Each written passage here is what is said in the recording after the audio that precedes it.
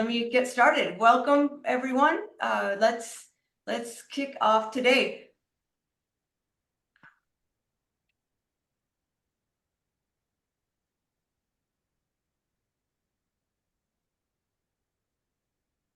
So I'm going to review our agenda. After our accomplished speakers, we will be covering core topics that will help you successfully complete your campaign simulation.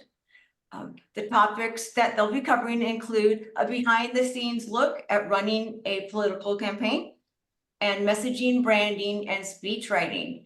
This is a very exciting day because these are, like I said, core topics to your campaign simulation. So please, girls, listen up and be sure to take your notes or pictures with your phone, whatever method works, and be thinking about what office your candidate would run for in your simulation. I hope you've already been thinking about this, but that's something that you're going to have to decide today as a team. Do you have any questions about your simulation? We're just opening it up for conversation this morning before we start with our speakers. We have about 5 minutes.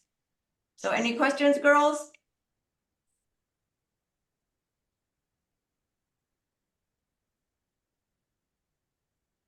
Oh, come on. We're here for you. It's okay. Any questions about your teams, about your simulation? You've been reading the material, right? Sarah, okay, I see some hands. Thank you. Sarah, go ahead. So I was just wondering if during our simulation we wanted to venture into like social media and using that as like another outlet, is that like okay? And like utilizing like platforms like Instagram and TikTok to like kind of simulate reaching out to like younger voters? Absolutely, absolutely. Because part of your simulation includes creating a flyer, a digital flyer, and then the second part is a digital ad. And that could be as simple as social media graphics. Mhm. So for you to outline the different platforms that you'll be using to do outreach, absolutely. Thank you. Sure. Lisette. So are we allowed to change our position? Like, for say I was like this, but can I change to something else in my simulation or no? I couldn't hear you very well at the beginning. Can you repeat that? Yeah. Is it possible for me, like, or like anyone in our group to switch our positions in the campaign or no? Yes, absolutely. Yep. When you go into your breakout room with your facilitator, you will go around the room and do your introductions and what role you've been assigned. And at that time, if you want to switch roles, that's a good time to bring it up and start discussing it. All right, thank you. Sure. It's 10 after. Okay, excellent. Let me share my screen again and introduce our first speaker.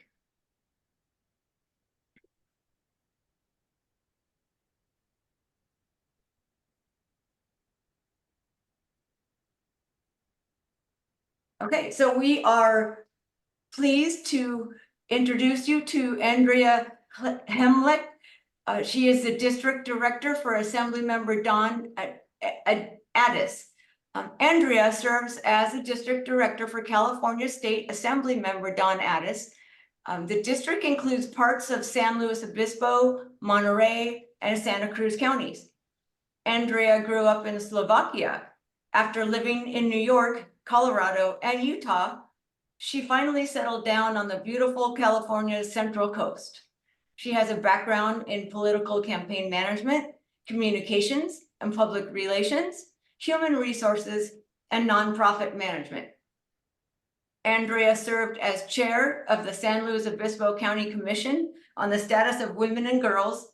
She co-founded Women's March, San Luis Obispo, and Shatter PAC organizations, both with a mission of supporting women, and has played an active role in community outreach and organizing. Andrea currently resides in Arroyo Grande, it's popular today, with her husband, 2 kids, and 3 cats.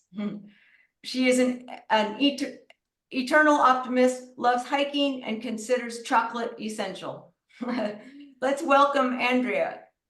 Let's give her a warm welcome, maybe a digital round of applause. Thank you. Thank you so much for having me today.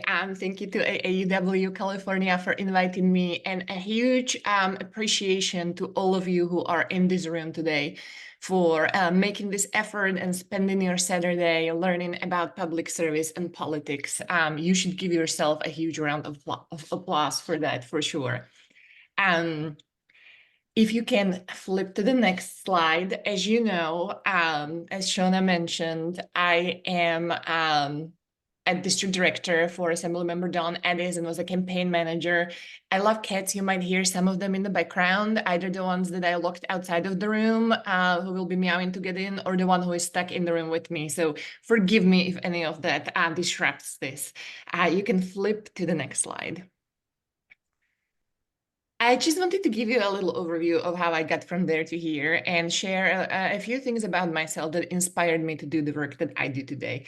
I don't know how many of you seen the movie Moana, but there's the song that she sings there that always spoke to me. She sings about the ocean calling her and how she feels that the island she grew up on is too small and too predictable for her. And for whatever reason, that was the way that I felt during my childhood growing up. I always felt like I wanted to see the world, and there was something more just behind the horizon. I grew up in Slovakia in a small 2-bedroom, 1-bath apartment with my parents and with my sister. I went to university as far away as I could get from my hometown, which is about 3 hours drive time, just because Slovakia is not a very big country. And had a great time, and then decided after I graduated, to go follow my dream, and came to the United States for what was supposed to be a 1-year cultural exchange program. That was over 20 years ago. So that's how things sometimes happen. As that last line in the slide says, if I go, there's just no telling how far I'll go. If we can get to the next slide. I want to briefly touch on my childhood because it informed a lot of what I'm doing today and what got me inspired to do what I do. I was actually born in a country that does not exist anymore. It was a communist country called Czechoslovakia that eventually split into Slovakia and Czech Republic. Life was very, very different there. If any of you are fans of dystopian novels or movies, it was very much like that. This was pre-internet, mind you. There was no free press. There was no access to information other than the propaganda and state-controlled media.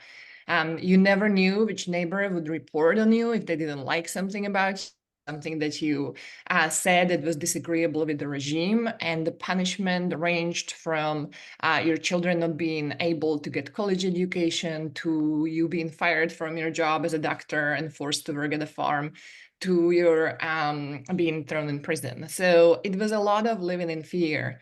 For election, the voter turnout was over 99%. There was only one party to vote for, though. And if you did not show up at the polls, they would show up at your door. So I'm saying all of this because this is a country that's in the middle of Europe, and people oftentimes get idea that democracy works in, Western countries and civilization, and that it is impossible to lose that. And I just want to let you know, this is so important that you are here, that you are interested, that you're getting involved and paying attention, because this can happen if we are not careful and not involved.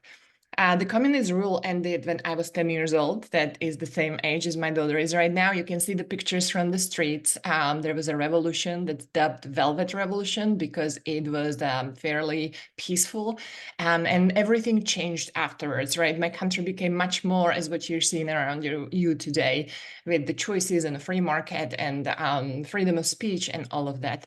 That quote that I put there is one of my favorites. It was the president of Czechoslovakia who said, hope is definitely not the same thing as optimism. It is not the conviction that something will turn out well, but the certainty that something makes sense, regardless of how it turns out. Next slide, please. Dreams are lovely, but they are just dreams, fleeting, ephemeral, pretty. But dreams do not come true just because you dream them. It's hard work that makes things happen. It's hard work that creates change. I became a United States citizen in 2015. As you might know, it gives you a right to vote. If you are not a US citizen, you can't vote. And so 2016 election was the very first one that I was eligible to participate in. It was the election between Hillary Clinton and Donald Trump. I was very hopeful that we would be celebrating the first woman president, but things did not go that way, as you know. And for me, it was sort of a trigger of truly starting to put in a work. I wanted to see a world in which women can be leaders, in which, there is no such a just really ugly rhetoric about who we are and what we can do. Things like social justice and environmental justice were very important to me. And so I decided to finally step off the sidelines and stop just commenting on social media posts and get involved. Next slide, please. It was also the moment where I met now Assemblywoman Dawn Addis in that picture. You can see us marching next to each other. I'm always the tallest one. She's the one to my right, and you can see my two kids marching next to me on the left, because that's why we get involved and get involved our younger generations as well. Women's March was an event that was actually worldwide. Over 5 million people marched around the world for social justice and women's rights. In San Luis Obispo, we actually managed to organize the biggest single day march in the history of the city. It was 10,000 people who came out in the streets. And then the Assemblywoman and she was a teacher at the time, I was a stay-at-home mom, we continued the work, built a nonprofit organization, and organized over 50 events that all had the same mission of creating a women-friendly world through education, advocacy, and action. Next slide, please. That was also the time when we found out that, not found out, but just realized that as much as activism is really important and as much as we loved what we were doing, that the decision-making happens on a different level. And that's where she decided to run for office. We actually held a number of events to encourage women to run for office, to show them how it can be done, something like what you're doing today. And then decided that you can't just preach, you actually have to lead by action. And so Assembly member decided first to run for city council in Morro Bay, and then for assembly. And I was fortunate enough to first volunteer for her campaign for city council, and then take a job as a campaign manager when she ran for assembly the second time. She lost the first race and then she won the second time. So do not give up. That's the lesson right there. You can see on that picture to the left, that's the campaign, election night. That's when we were celebrating her victory. And then the picture on the right is when she was sworn in as an assembly member for District 30 up in Sacramento. Next slide, please. Campaign. So what is a campaign? It's an organized course of action to achieve a goal. So I can tell you that I run a campaign at my house every day, trying to get my children to brush their teeth and put their clothes away. And I am not very successful at that. However, it goes back to that quote about hope, right? You're doing something because you know it's a right thing to do. You're not doing it just because you know you're going to win every time. Next slide, please. So let's talk a little bit more about what do successful campaigns have in common. The very first thing that you need to define for yourself is the purpose. What is it that keeps you up at night? What is it that you want to fight for? What is it that you're really passionate about? It can be something very specific, as you want to see more women on your city council, or it can be something much more broad, like you want environmental justice for your community. And, you can then break it down to whatever it is that you truly, truly care about. The second one is a relatable messaging, and I know that you will have a speaker who will be talking more about that as well. But the part that I want to highlight, the part that you will also learn about is use your social media, use print, you can go on the radio, you can use the ads and so on. But the part that I want to focus on here is understand your audience, be truthful, and stay positive. When we were organizing the Women's March, we got a lot of pushback originally from people who wanted us to be angrier and call out injustice that was happening more. And we decided not to do that. We decided to focus on what it is that we want. What is it that we want to see happening in our community? It just makes for a much more constructive and productive setup for you. What are those goals that you want to achieve? Focus on that. And when you speak with people, make it clear, you know, I understand that you're upset. I understand that this is really a huge problem for you, and we will solve it, but let's focus on how we can get from here to there. The third one, you know, maybe you're familiar with that quote, behind every successful woman is her friend replying to her frantic texts in the middle of the night. Get yourself that person. Maybe it's somebody you will meet here in this room. Maybe it's somebody you already know. Maybe it's somebody who you will meet later in life.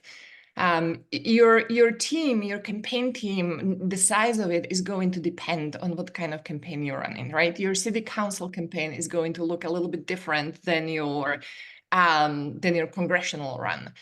But the one thing that you need is trust and commitment. And so find yourself that one person who will be there texting you back in the middle of the night. That trust is essential.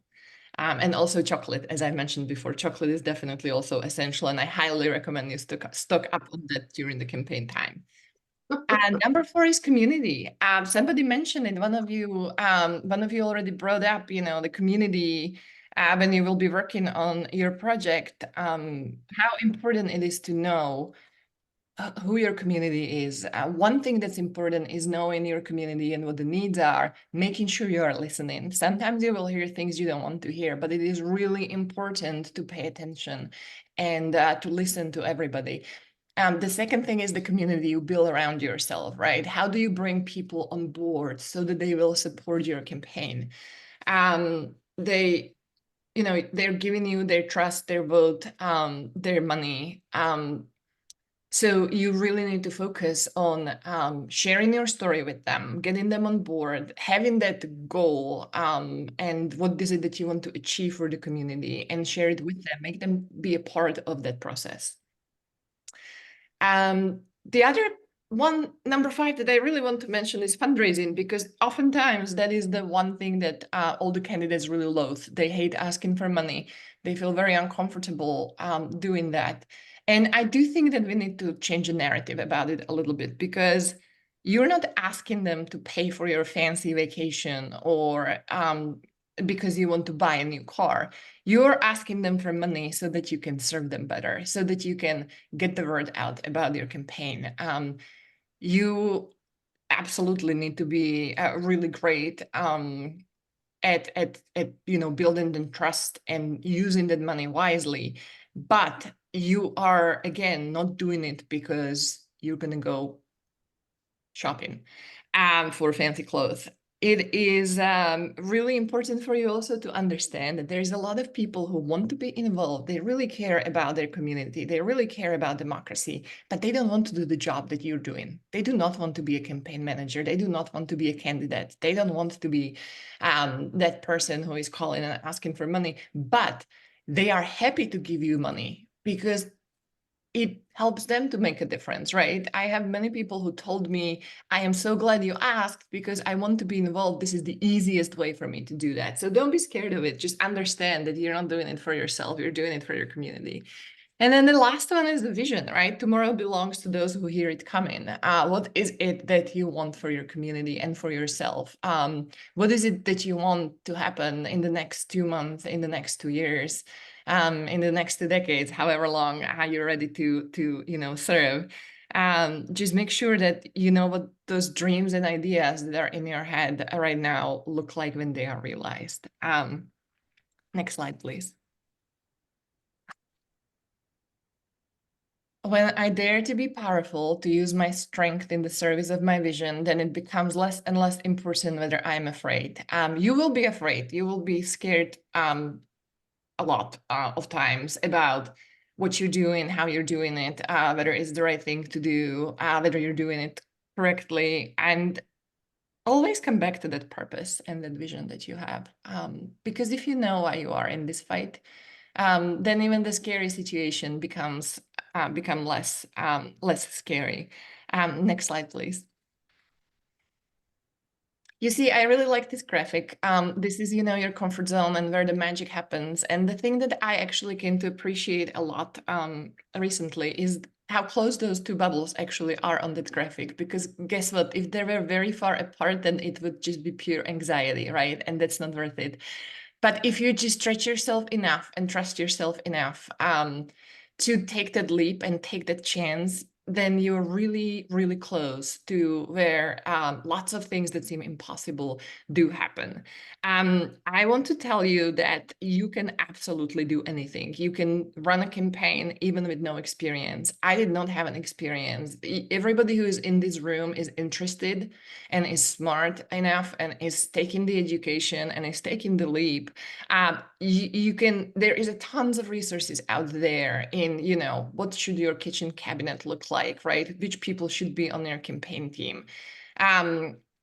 But the main message that I wanted to leave you with is just know that as long as you have that passion for doing the right thing, you will be okay and you'll be doing great. And as long as you understand that the work you're doing is really for your community, it is not about your ego. It is not about, which box you check as you're going up that ladder. You're doing that because you care about making this world a better place. And I hope that, you can keep that always at the forefront of your mind. And that's it. Last slide is just thank you from me. I am happy to answer questions. I am happy to, write down my email, my phone number. Don't hesitate to reach out. If anybody, wants to meet on Zoom later, just have a conversation, have any specific questions you didn't get answered today, do not hesitate to reach out. I really hope that many of you will end up in public service. It's incredibly rewarding. I think the one last thing that I will say before I turn it over is that if you're looking at politics from the outside and from the news, it seems like everything is super desperate and that government is super dysfunctional. If you're on the inside of it, you actually get to meet incredible people daily who are working really hard to make things work. And you actually do get to see things work and you do get to see the change happen and you get to be a part of it. And it's incredibly rewarding. So I encourage you all to stick with it and really looking forward to seeing many of you in this field. Thank you. Thank you, Andrea. That was a very informative presentation. And I like your graphics too. Thank you. Try to make it fun. Yes, definitely. Nice job. Okay, if you haven't already, please take a picture or write down her contact information. And I'm going to stop sharing and open it up for questions. Does anyone have any questions for Andrea?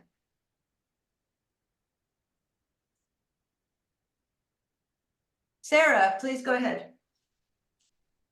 Yeah, so I just wanted to ask, like, when campaigning and especially like focusing on issues like women's rights and environmental activism, how do you like find support within the community and how do you like target those groups that share like that same passion for those issues? It's a very good question. And I think it's a part of, I'm so glad you brought this up because you will find out that there's a lot of things already happening in your community that you just don't know about.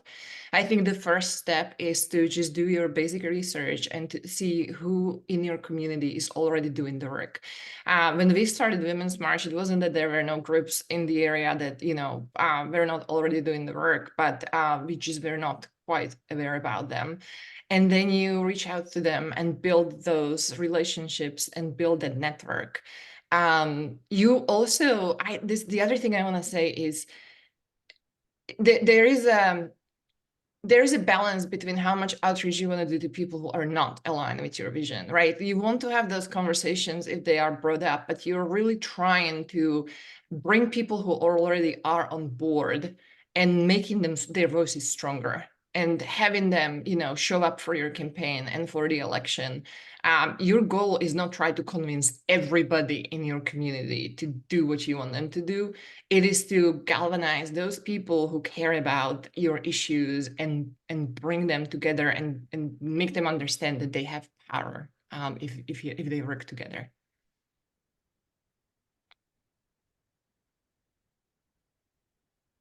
Emma, I'm sorry, I probably butchered your name. Emmy, yes, sir, thank you. Yeah, I just had a quick question because I remember when Don Addis was running, I'm against, I think it was Cunningham. At the end of the campaign, it kind of, I noticed that a lot of the focus was on kind of like a smear-ish type route. What was the strategy in choosing that rather than focusing on promoting the candidate? When do you choose to fight against the other opponent in a more negative tone? It is that's another great question. I will say, if you are in the community, we truly do try to stick with the positive message, just because it is more constructive and people are sick of smear politics. There will be smear politics, and that is because it works for certain demographics. The one thing I want to highlight, just so you guys are aware of that, when you get those really nasty flyers, part of the process is that people just get so discouraged and so just, disheartened by the state of the world that they just don't bother to show up at the ballot box. A part of the strategy is to just make people so disgusted that they don't even want to have anything to do with that.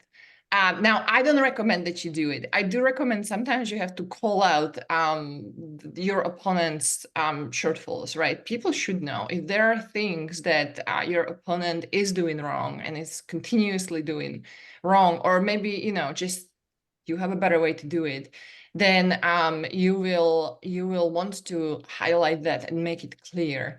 I think it is really up to you to decide how far you want to move that line. And, in my ideal world, we'd never have smear campaigns.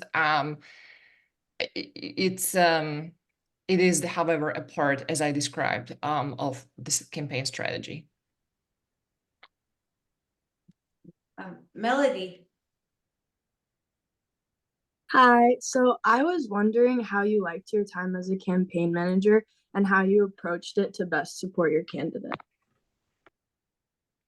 It was a team. I was a campaign manager, but we had a team together. And I have to say, same goes for my role as a district director. If you're working with a great team, then you are living your best life. If you have people that you can rely on, and a candidate, I am absolutely biased. I really appreciate Assemblymember Addis. One of the reasons I appreciate her so much is because she's a hard worker. She is in it. She's working hard. She does not just rely on her team. I truly loved being a campaign manager, though, because it brought me in many rooms where I don't think I'd otherwise find myself. It gave me an opportunity to hear from people that I probably otherwise wouldn't. And it was it's kind of a mad job, because it's you have like this specific amount of time where you have to get all these things done, and it really feels like a crazy sprint marathon, because yes, it's long-term enough, but you're also like constantly in motion, right? Like you never get to stop, and things come up and are thrown at you, and you have to find how to deal with them. But it is also not science, I will say that much. You are dealing with people, you learn so much about them. And I think as long as you care about people, then you will be really good at doing campaign work or run for office. Well, thank you so much, Andrea, for your time today. I'm glad that we had a lot of questions and engagement from the girls. I think they liked you. You feel free to stay with us and for the rest of the session today. But if you don't have the time to do that, we do welcome you back to the GovTrek finale and campaign competition. We'll send you the invitation. We'd love to have you join us and see what these future leaders put together. Thank you. Sure. Thank you so much, Andrea. Again, we appreciate it. So just, we're running a little bit late, but we are ready to introduce our next speaker. If you give me 1 second, I will share my screen again.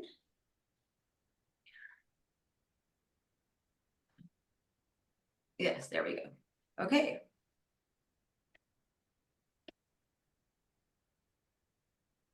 We are excited to welcome Hillary Nemchik. She joined us last year and she's joining us again. We're excited to have you back, Hillary. She's going to be covering messaging, branding, and speech writing. Hillary has led a public service driven career working in local government in New York City and San Diego, and now for a national nonprofit. She's held leadership roles working for elected officials, including the San Diego City Attorney, and has worked to recruit more women to run for office as the board president of Run Women Run. This wasn't part of her bio, but Run Women Run is a local organization here in San Diego, encouraging more women to run for office. I know about that organization. And just a reminder, the San Diego City Attorney position is the role that Heather Herbert is running for. She was a speaker last week. So it's just really interesting to see the community of women that are supporting you girls and our future leaders. So with that, let's welcome Hillary Nemchik. Hey there, good morning, everybody. Such a pleasure to be here. A tough act to follow, Andrea. Great to hear your story as well. My family are Slovakian immigrants as well. Maybe you noticed my last name is a Slovakian last name. So it was great to hear your story and the great work you're doing in the Central Coast. And Heather Herbert, in fact, was a colleague of mine at the City Attorney's Office. We worked really closely together, and she's an amazing woman and stepping up for a really big job. So very excited to see her succeed. So thank you for having me here today. I'll start off by just sharing a little bit about my background, and then I prepared a presentation on some real nuts and bolts of how to create your stump speech. And I think Shauna shared with you a template as well. So I prepared a really quick version of a stump speech using that template, which I'll just run through at the end of the presentation, and then of course, welcome questions. So I got started in the public service world really because I've always been passionate about ending violence against women. It's just been a core issue that I've cared a lot about. I wrote my graduate master's thesis on rape prevention at the college level, and I was really compelled to work for someone in power who was trying to make a difference and trying to change the law and create a safer world. And I happened to move to New York City from Flagstaff, Arizona. My partner, who's my husband now, had gotten a job there. And so we just decided to move to the big city after graduate school. And I was working at a coffee shop, trying to make my way. And I saw a position open up for a speechwriter for the Manhattan Borough President, which is a local elected role, probably akin at the same level of a city council member, but specific to New York City. And I applied for the job, I got a call back, but then I didn't get it. And, I was fresh out of school, I had no work experience, but I happened to learn about a fundraiser that this elected official was hosting. So I packed up my resume, put it in a folder, and showed up at the fundraiser. It cost $20 to get in, which was my entire tips for the week, and was a bit of a spend for me at the time. And I just went around and introduced myself to folks, and eventually landed in front of the chief of staff and the borough president himself, and the person who actually I'd been interacting with about the speech writing job. And I said, hey, look, I would just really be interested in an unpaid internship to get experience.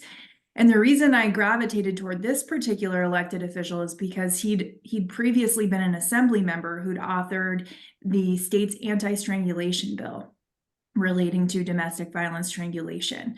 And I was really intrigued by that and wanted to work for someone with a passion for those issues. So I wiggled my way in the door, got my foot in the door by showing up at that event, and I was able to get an unpaid internship. And then within 3 months, they started paying me to do work, which was great. And I stuck with that office for 5 years and eventually became a director. And that was just an amazing entry point into public service for me. I really learned a lot about politics, relationships, being engaged in the community, and the power that you have working in public service to help and make change.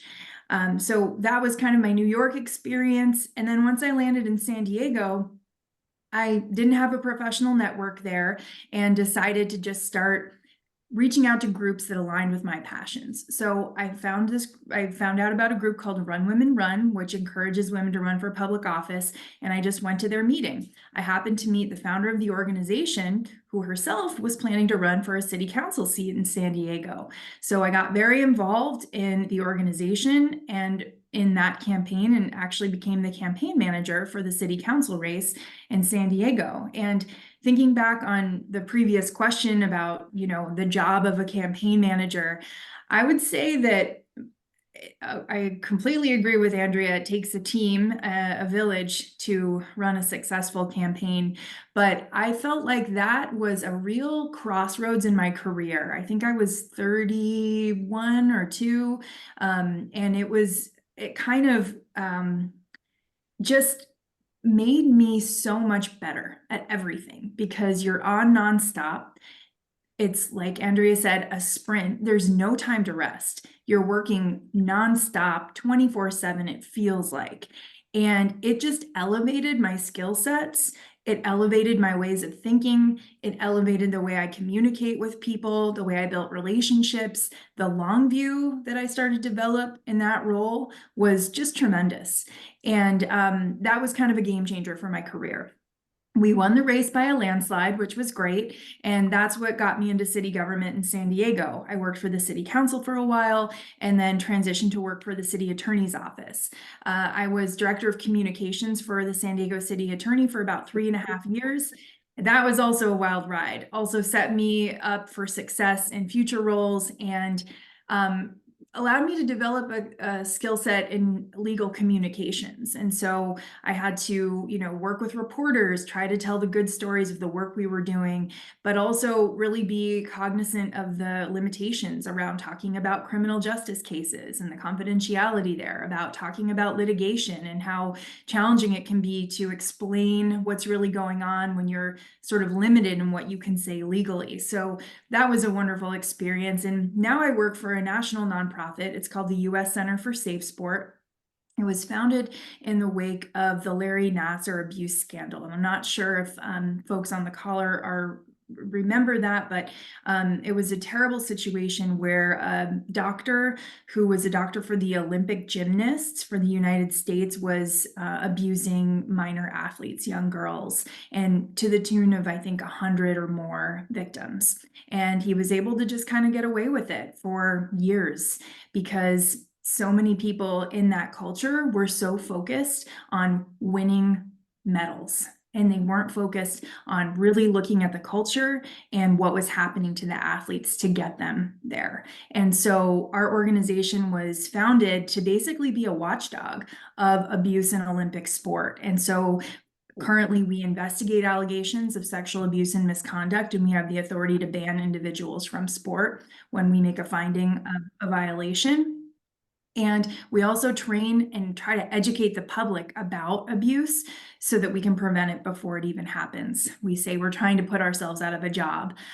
So one day we can have an abuse-free sport environment. And I know that's in the very distant future, but that's what I'm proud to work on now. And I do, again, communications. I'm director of communications for this organization today. So that's a little bit about my career story. I'll pivot now to talk a bit about the nuts and bolts of developing your stump speech and presenting yourself to your audiences. So if I can have Shauna, the first slide, or you could probably click through the title slide to slide 2, please.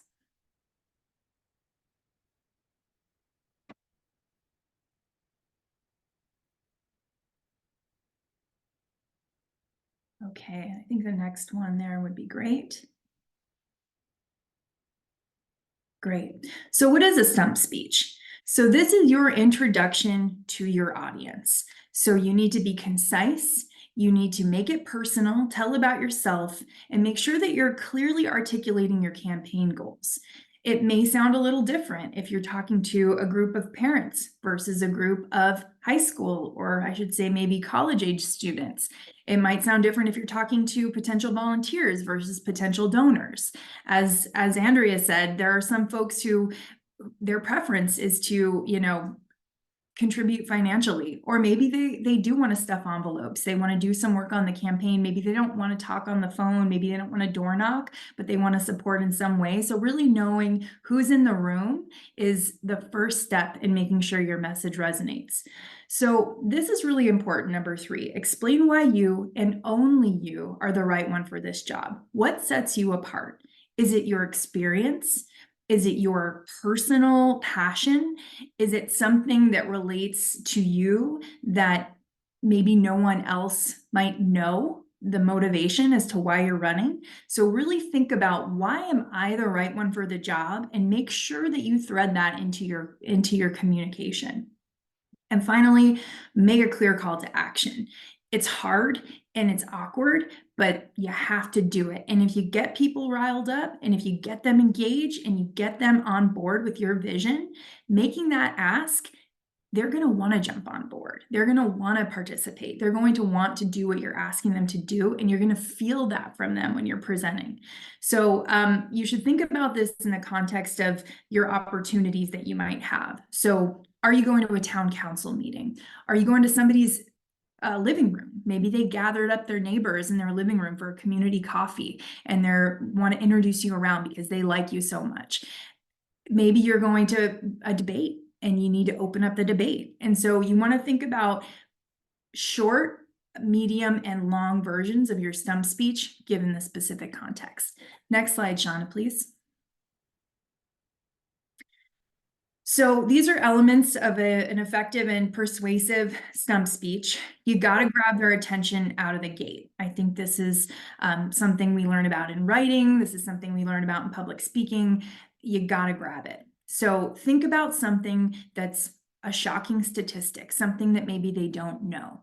Think about something that is maybe a little funny. Maybe it's a personal anecdote. Maybe it's a funny story that relates to you that might cause a chuckle. Now, you want to maybe test humor out, because sometimes it can fall flat. I know from experience, when you think something's funny and you deliver it in a way, and it's just kind of. So it's always good to kind of seek feedback in your process. And so make sure you're really thinking about, how am I going to hook them in? How am I going to make them care immediately about what I have to say? The next thing is to adapt to your audience and then establish credibility. So adapting to your audience, let's say you're in a room of construction workers and you want to talk to them about your vision for running for city council. You might say something that acknowledges the fact that they wake up very early for their job, right? You might say, well, I was up at 6 a.m. preparing for this speech today, but I know you all were probably up at 5:30 already on the job site. So you want to acknowledge that you know them and that you understand a little bit about them. It requires some research, but even just a small little statement like that can really make them see you as someone who understands and is connected to them. And then you want to build your credibility. You want to give an example of why you're have authority to speak on a particular topic. So if I'm talking about the same audience of construction workers, I might say something like, my dad worked in construction my whole life growing up. So I, was accustomed to having a hammer in my hand on the weekends with him. And I know how important healthcare is to a construction worker who uses their body so hard every day. That's just one example. I'm making these up on the fly. Maybe it's not the best, but you want to demonstrate that you have a knowledge that lends experience to what you're talking about. Then the next piece is identify 3 concrete problems and how you're going to solve them, your vision for this particular role. So you want to outline these 3 problems and then talk about how these are your campaign priorities and how you're going to fix them. And number 4 is you want to create a visual of what that's going to look like. You want to paint a picture, project them into the future. Once you're elected and you've had a chance to implement your campaign priorities, here's what our world's going to look like. And it's going to be a lot better. So you want to use language that really makes them use color, use sensation, use visual imagery in the way that you describe the future. Help them project and see what it looks like with you in office. And then finally, of course, the call to action, like I said in the first slide. So, vote, donate, endorse, volunteer, all of the above. That's what you're looking for from almost any audience that you're engaging with. Next slide, please. Hillary, I just got some feedback that they can't see the slides. Does everyone see the slides? I see them. I can see them. Okay. Okay, so it might just be on that user's computer. Okay, Okay. I'm sure you can email them out afterward. sure, I will. Great. There you go. So this is some tips on delivery. So understand the audience and the parameters of the speech. So are you going to a debate? Will your opponent be there? Will their supporters be there? One thing you might want to think about is who's going to be in the room and what's it going to look and feel like. So for instance, on the city council campaign back many years ago, we at debates would work to grab volunteers and put them in t-shirts and have them bring signs and make it feel like demonstrate that there is a groundswell of support for a particular candidate. So think ahead, think about who's going to be in the room and what you want to communicate to the folks in the room. And is your opponent going to be there? Are they planning something like that? Are they going to have individuals in the audience prepared to ask you challenging questions that you may or may not be prepared for? And thinking about what those questions might be. So zoom out and think about every opportunity, every public appearance as an opportunity, and think about the things that could be challenges or unexpected complications and try to prepare as best as you can for them. I always say, try to memorize the key points of your speech.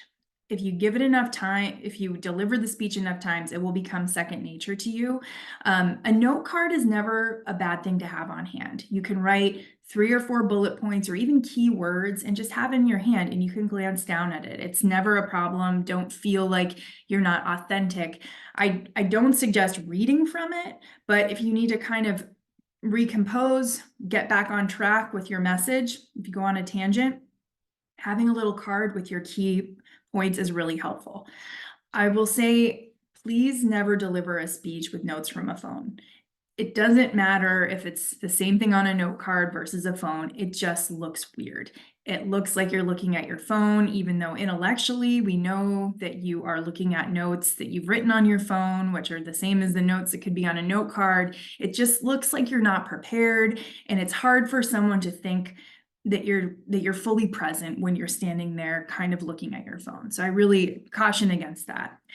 Practice with your advisors. Andrea mentioned kitchen cabinet. So think about the people, bring people who are smarter than you, who've done more in their lives, who bring interesting and diverse perspectives to the table. See if you can get a little bit of their time, see if you can bend their ear and get their feedback, get their ideas. Ask them if they'll listen to your speech and give you criticism and be open and welcoming to that criticism, especially, like I said, as it comes to game planning for the questions that are going to be hard for you to answer. So work with individuals, seek feedback, seek counsel, use a team as best as you can. And then with that feedback, don't take it personally. Take it as it's a gift. It's true gold to get that feedback, and then try to improve with every single delivery that you have. Okay, last one. I'm gonna I put together this speech and I'll just kind of outline the elements as I go through. Yeah, I think you could take the slides down now, Shauna.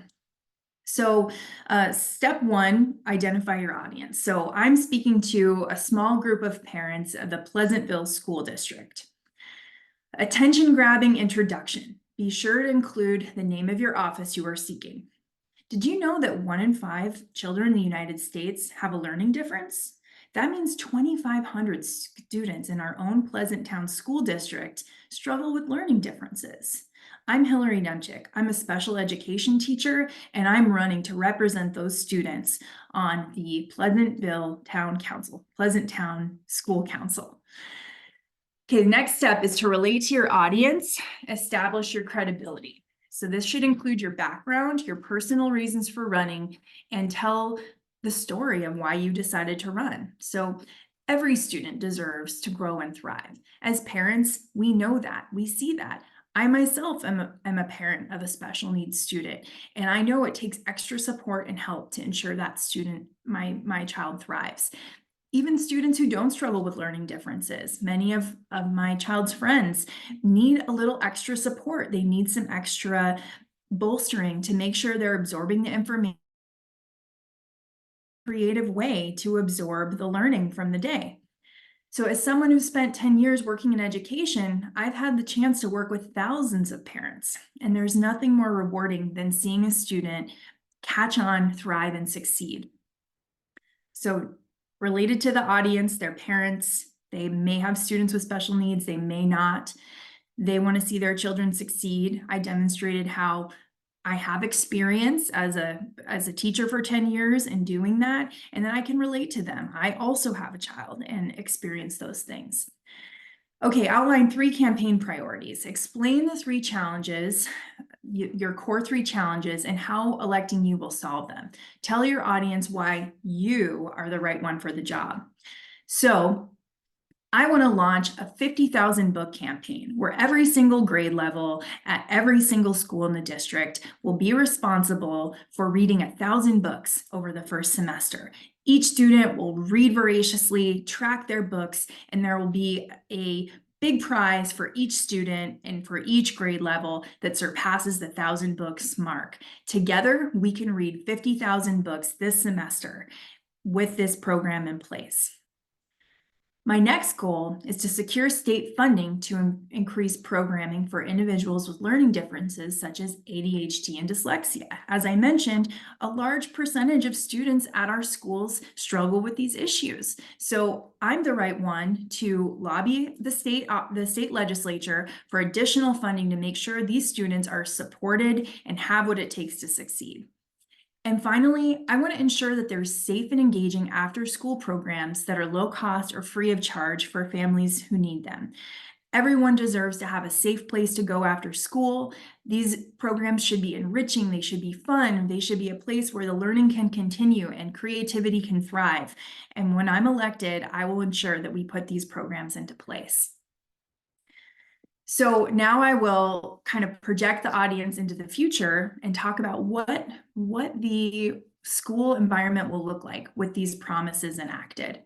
Imagine a school district where every student is challenged and eager to learn, where students are obsessive about reading, where every student has a chance to participate in engaging and enriching programs, and where each and every student has a fortified launch pad for a bright and successful future. Now I call them to action. I bring them in, I ask them to help me on the trail. If this sounds like the reality you want for your children, please join me in this race for Pleasant Town School Council, or I'm sorry, School Board. You can start by volunteering for my campaign, which could be anything from making phone calls, knocking on doors, stuffing envelopes, or even helping write some speeches, talking points, policies. Any kind of skill set that you have, I will embrace it if you would like to join our vision for a better school board. You can also make a contribution to help us reach more voters with our vision about creating a great future for our students. Please vote for Hillary Nemchik for Pleasant Town School Board on November 4th. If you need help finding where your voting location is, or you want to volunteer, contribute, or most importantly, share your ideas for what I can do as a school board member to better serve you, please come and speak to me after the meeting. Thank you so much for your time. So that is just a real quick and dirty, easy peasy, totally made up speech about a fictitious place and a fictitiously qualified individual. But I wanted to demonstrate how you can put into place those steps to create a very effective STEM speech. And if you have a little bit more time, I know it'll be 10 times better than the one I just did. So with that, I'll take any questions.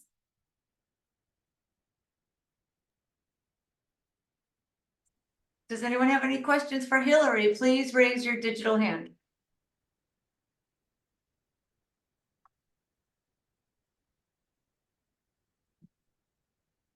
All right, Sarah. So I know you talked a little bit about like starting off and networking like straight out of school too. Do you have any more tips like other than getting internships and like just having experience to back you with like establishing yourself within politics, especially as a woman?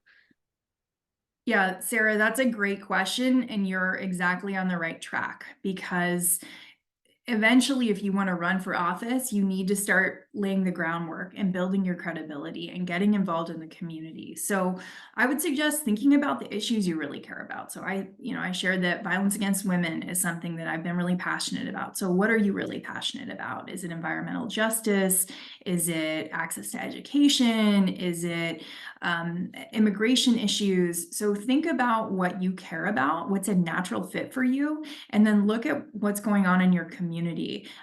Use social media, look at what organizations exist, what volunteer boards, town councils, neighborhood community groups, community planning groups. Those, if you're interested in community planning and land use, it's a little wonky. I've been to a lot of the meetings as an employee of the city, and it can be, frankly, in my opinion, a little bit boring. But if you're interested in those topics, that's a great place to get your foot in the door and to get involved in your community, so that when you're standing up there and you're talking to your audience about getting you elected, you have a history to point back to. I've been engaged in my community for 10 years. I've been serving on the town council. I've been going to, I'm a member of XYZ group, and that will help you build credibility. So if you want to run someday, I'd say get involved as soon as you can.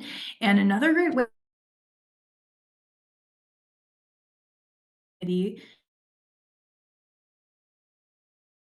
align with your own and get in there. No campaign will turn you away. They will say, please come in the door, help us, post on social media. What is most of them want to know what your skills are and how they can leverage those skills to advance the campaign. So that's a great way to just start to make those relationships. And then I think, as Andrea can attest, the relationships you build on a campaign, it's kind of like you're in the trenches. And the folks that I worked with on those campaigns, we're like linked for life because of the late hours we spent, the fights we had to have, just when I say fights, I mean beating back misinformation about our candidate that was being spewed and trying to correct the record, and just being engaged with the folks on a campaign really helps you build some solid relationships, and it's fun. It's really cool. It's very special, the relationships you build with folks on campaigns. Thank you. I appreciate that feedback too, because a lot of our speakers have recommended the girls to join campaigns. They can volunteer, and as a high school student, they're accepted. Oh yeah, we had tons of high school students on our city council campaign, and they were amazing, and like so much better than some of the college students in terms of just being super reliable and super engaged and energetic, and it was super cool. Great. Any other questions?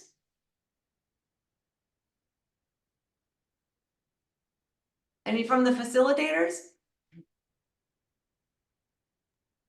I just want to say from your campaign speech, I want to vote for you. Oh, cool. All right. Well, all we need to do is found a town called Pleasant Town and set up a school board and, create a school district, and hey, let's do it. Both of you speakers have been so inspiring. I love this part of the program because I can tell that you're passionate about what you do. You're really good, excellent communicators, and it's clear that you're in the right area.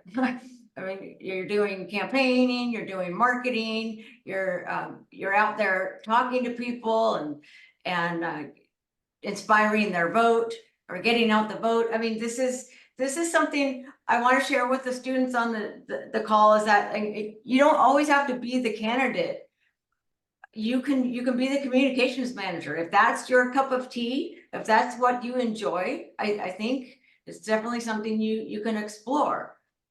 So if there's no more questions for these lovely ladies, we should probably move on because we're running just a tad bit late today. And any last questions? I don't see any. Go get them. Win those races. And if you don't win this one, you'll win the next one. All right. Thank you, Hillary. Thank you, Andrea. We welcome you back at any time. Thanks so much. Excellent. Okay, that's what I wanted. Thank you, ladies. So quickly, this is what you're going to do today. After you do your introductions, you are going to define your campaign strategy and messaging. And what's going to happen is that you're going to go through each of these bullets here and answer the questions. Okay, so before you do that, you need to choose, as a team, you need to choose what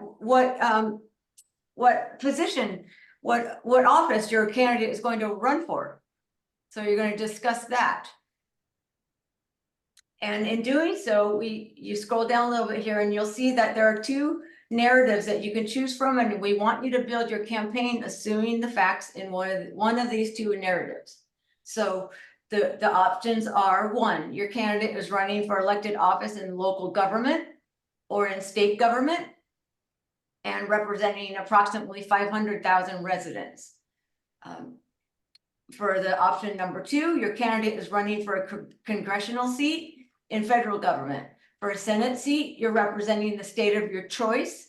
For a House seat, you're representing a district of approximately 761,000 residents. Your facilitators are available to answer questions if this is not clear to you, or if to maybe just spark some creativity and well, what role do you want to run for? What position does your candidate want to run for? Hopefully you've been thinking about this already. Let's see. So that's your task for today. I highly suggest the campaign manager on your team act as the project manager. Okay, I'm going to say that one more time. Campaign managers, you should be the project manager. This person can record the notes. So please, take out or open up a Google Doc or use your Microsoft Teams and use Word, whatever suits your fancy, but you should be taking notes. So everything that your team comes up with in answering these questions, these bullet items, you should be recording it and share it later with the team. You're going to have a lot of material over the course of this program. So figure out where you're going to store that. Is that going to be on your Google Drive? Is there some other program that you use to share documents? Please think about that. Okay. And one last reminder, after today, there are 4 classroom hours left. Okay, so schedule your time accordingly. You can work outside of the class, and most of the girls do. They choose to do that, and they communicate with each other by text or email, and they complete their projects as time permits. I know you're all busy, but just reminding you, we have 4 classroom hours remaining after today. So with that, I'm going to stop sharing my screen, or actually I'm going to go back to the slide deck here. And I think we've covered everything we need to. Before we go into our breakout room, girls, do you have any questions? Just let us go. Just let you go. One last thing. We have 4 alumni available to you. Okay, they graduated last year and they are highly successful in this program. We have Haley, we have Abigail from Contra Costa County. We have Zoe from Marin and Kiana from San Diego. These young ladies, these future leaders are available to you. If you have questions, if you need help. So please ask your facilitator to find them. And we will send them to your room. So with that, let's go into our breakout rooms.